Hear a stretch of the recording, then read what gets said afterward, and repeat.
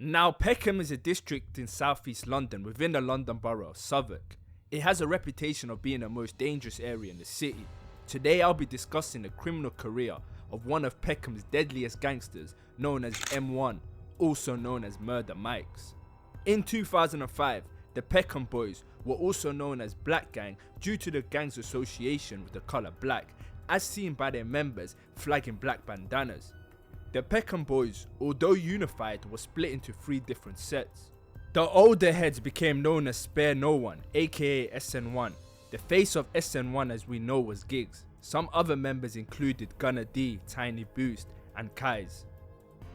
The younger Peckham Boys became known as SI, which stood for Shoot Instant. Members included Snap Capone, Killer Kai, Nutty, Butch, etc. Lastly, the even younger Peckham Boys became known as PYG, which stood for Peckham Young Gunners. Now within PYG was M1, who these times went by the name Young Gunner D. Fuck the cranny shit. Bodies soon start dropping. PYG, fuck the rest of them. I'll take my SI dogs. Don't know, PY to SI. Fuck the rest of them, innit? Time snap. My nigga little Taz here. Don't know. Obviously it's a Pecky thing. Pecky, 3 tiny Taz. 2008 was a pivotal year in South London. The decades-long beef between Peckham and Ghetto Boys came to an end, while the infamous war between Peckham and Brixton started. The Brixton gangs, OC/Gas Gang, would be in war with Peckham Shoot Instant and PYG sets. The summer of 2008 would be back and forth shootings between the two areas. In one incident, OC members rode out on Woolworth Road and caught Snap Capone and Butch slipping. Snap and Butch would proceed to run into Costcutter's store.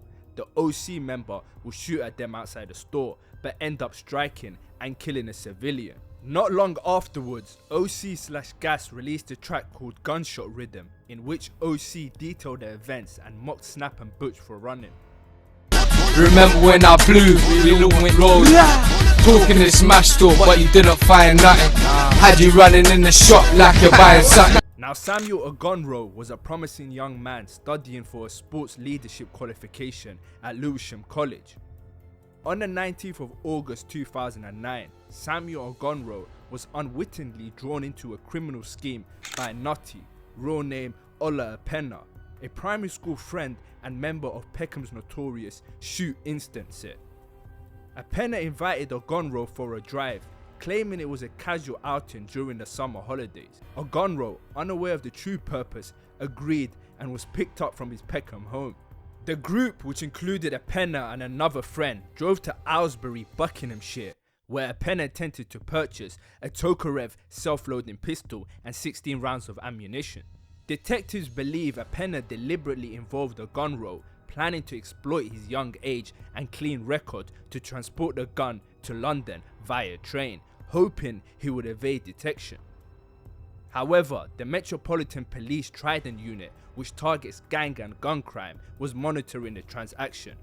Officers intercepted the group in Aylesbury, stopping a Vauxhall carrying Apena and Ogunro. They were then charged with firearm offences, and their trial was scheduled for the 1st of June 2010 at Reading Crown Court. As the trial approached, tensions arose among the defendants due to inconsistencies in their accounts of the Aylesbury incident. Ogunro's statement to police reportedly implicated others, particularly Apena, who feared Ogunro's testimony could undermine their defence and lead to convictions. Apena, while on remand in Oxfordshire prison, began pressuring Ogunro to plead guilty and take sole responsibility for the firearm charges, which would clear Apena and others. To facilitate this, Apena enlisted solicitor Pratish Naik, who contacted Ogunro on the 3rd of February 2009 and met with him on February 8th. By the 10th of February, Ogunro had applied to Reading Crown Court to switch his legal representation to Naik and indicated a willingness to plead guilty. However, as the trial neared, Ogunro became difficult to contact and ultimately decided against changing his plea, refusing to take the fall for Apena's crimes. Frustrated by Ogunro's refusal, Apena orchestrated a murder plot from his prison cell, using smuggled mobile phones to communicate with accomplices. On the 31st of May 2010, the day before the trial, Samuel Ogunro was lowered out of safety by a phone call, likely from someone he trusted. A gunman shot Samuel Ogunro once in the back of the head, with the bullet passing through his brain, killing him instantly. The alleged gunman was none other than Murder Mikez. His body was then placed in the front passenger seat of a silver Rover, which was set alight to destroy evidence.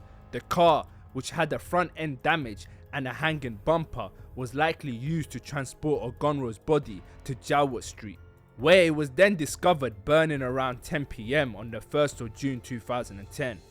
Firefighters extinguished the blaze and found Ogunro's body, which was so badly burnt that he could only be identified by his palm prints. Witnesses reporting seeing 2 or 3 individuals wearing jeans and dark clothing fleeing the scene as the car burned. 23-year-old Shoot Instant member Nutty, real name Ola Apena, was convicted on the 29th of July 2011 of conspiracy to murder, conspiracy to pervert the course of justice, and firearm offences, sentenced to life imprisonment with a minimum term of 32 years, while PYG member CS was convicted of perverting the course of justice and given 4 years for setting the car on fire. No one was ever convicted of actually shooting Samuel dead though. One of the Peckham Boys blocks was the Let Some estate in Camberwell, and many prominent Peckham Boy members came from there. Shower Malik, Young Size, Young Shaq, etc. Over time there were growing rifts between senior members from Let Some and senior members from Main Peckham. The tension started around 2008 times but grew over time, escalating into the Peckham Civil War. Members from the Let Some estate split from their Peckham sets and formed the Let Some Gs. From this point, Peckham v Let Some was a very hot war. Now with all this turmoil, the remaining PYG members such as M1, who you also known as Murder Mikez, CS, Tiny Snap, etc. flipped their name to Anti. They rode closely with GMG members such as Jungle, Moe Black, Deej, etc. Now in late 2010, Newham gang members in Plaistow violated the yard of a Peckham member's relative in Newham. In retaliation, 2 Peckham Boys, a SN1 member and an anti-member, would be tasked with getting revenge. The anti-member would allegedly be Murder Mikez. Now on the 23rd of October 2010 at 3:20 AM, CGE member Sammy Guns was walking with 3 friends, all aged 15 or 16, when 2 gunmen, described as wearing black clothing and balaclavas, approached from behind and fired approximately 4 shots. Sammy Guns was struck in the upper left chest and died at the scene. A 15-year-old friend who was also a CGE member, thought to be named Edward, was shot in the abdomen but survived after being treated in an East London hospital and later discharged. The other 2 friends were unharmed. The Metropolitan Police Operation Trident led the investigation. Both Samuel and his injured friends were known to police, and the shooting was believed to be linked to a turf war between gangs from Plaistow and Custom House, though Samuel's friends and family denied his involvement in any gang activity. 4 men aged 20 to 23 were arrested on the 11th of November 2010 in connection with the murder, but all were released without charge due to insufficient evidence. The murder remains unsolved till this day. Sammy Guns was a loved member in his hood. Plaistow older Z Loco would beat up Peckham rapper Gigs in prison upon hearing the news. Regarding the ongoing Peckham Civil War, there was a set known as Crane Block who began beefing with other Peckham sets. Crane Block members included Shaq, Tiny Mantis, Vesta, etc. They particularly had issues with the GMG X anti side of Peckham. On the 29th of December 2010, around 4 PM, Crane Block members Vesta, Tiny Mantis and Cookie were on the 8th floor of Heron House, a tower block on the Pelican estate. They were reportedly there to exchange a small amount of cannabis. They would be spotted by GMG members and anti-members, one allegedly being Murder Mikez. They were armed with a handgun and knives. When Vesta, Tiny Mantis and Cookie noticed the group approaching them, they fled. During the chase, Vesta, real name Sylvester Acapalara, was shot in the neck and chest, likely between the 5th and 4th floors. He was found bleeding to death in the 4th floor stairwell and was pronounced dead at the scene. Sylvester's 2 friends were pursued to the ground floor where they were blocked from exiting by some of the attackers. Both were stabbed multiple times and attempts were made to shoot them, but the gun jammed, allowing them to escape with injuries. They fled and were later treated for their wounds. Now, as the police investigated the murder, hundreds of stop snitching leaflets were posted around the crane block. Despite this, Tiny Nutty, who was Anti, and Jungle, who was GMG, were convicted of the murder. Tiny Nutty received a minimum 26-year sentence and Jungle received a minimum 30 years on the testimony of Cookie. Yet again, Murder Mikez remained in the clear. In 2011, Murder Mikez, who went by M1 as an artist, released a highly rated solo track called Survivor.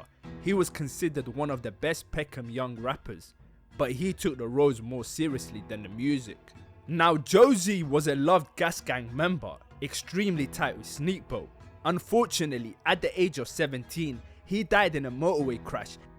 During his funeral, anti-member Murder Mikez was local and he allegedly shot up the funeral. 2 people got shot and 1 died. Khan was studying business and hoped one day to own his own company. His brother told me about the impact the murder had on the family. It's been devastating. That's the only way that I can put it, really. I hope nobody else has to go through the kind of suffering that we've gone through in order to understand what we are going through. Obviously, having my younger brother at home one day and the next day that he's been murdered it has quite an effect on everybody. Ronnie had been at the funeral of an old school friend who had died in a car crash. That friend reportedly had some links to South London gangs, and his mother requested a police presence at the funeral, fearing possible violence. Police didn't attend, but there was violence. Ronnie was walking up this road towards the cemetery when there was an exchange of gunfire between 2 groups, one in front of him and one behind him. Ronnie and a 17-year-old boy were both shot. The 17-year-old survived. Ronnie, despite efforts by the police and paramedics, was pronounced dead at the scene. Police believe Ronnie wasn't the intended target. He was an innocent victim caught in the crossfire. The Independent Police Complaints Commission found mistakes had been made by police regarding the funeral, but couldn't conclude whether Ronnie's death was preventable. They suggested improvements to the police, which they took on board. What would have happened if there was police outside the cemetery at the time? But it's not going to bring Ronnie back, so we just want to get the person caught, basically. We're just in a witness appeal for a murder investigation. Today, police officers returned to the scene of the crime, appealing for information. I want people to contact me who were in the area at the time, and I also want people who were known or do know people who were part of these 2 groups. If they are now 2 years older, they've matured, they have grown, and I want them to have a look, think about their conscience, think about their own lives, and think about what this has done to Ronnie's family. Ronnie's family say they need those responsible to be caught so they can finally move on with their lives and to prevent Ronnie's killers ever striking again. Azizul Ronnie Khan was a respected mentor to young people at his local mosque. The murder remains unsolved till this day. Despite directly being linked to 4 murders, Murder Mikez was a free man, but his luck with the police would soon run out. On the 2nd of September 2014, police spotted him driving a stolen Ford Mondeo through a red light on Old Kent Road. He abandoned the vehicle in Chesterfield Way, leaving a loaded pump action 12-bore shotgun in the boot. Murder Mikez attempted to evade arrest again on the 18th of June 2015 by climbing out of his window into his back garden, but he would soon be arrested. In December 2015, he was found guilty of possession of a firearm with intent to cause fear of violence, possession of a prohibited weapon, and dangerous driving. On the 10th of February 2016, Woolwich Crown Court sentenced him to 6 years in prison with an additional 3 years added due to his designation as a dangerous offender, potentially totaling 9 years if not deemed suitable for parole. This brings me to the end of this video. Please make sure to like and subscribe as it goes a long way. Till the next time.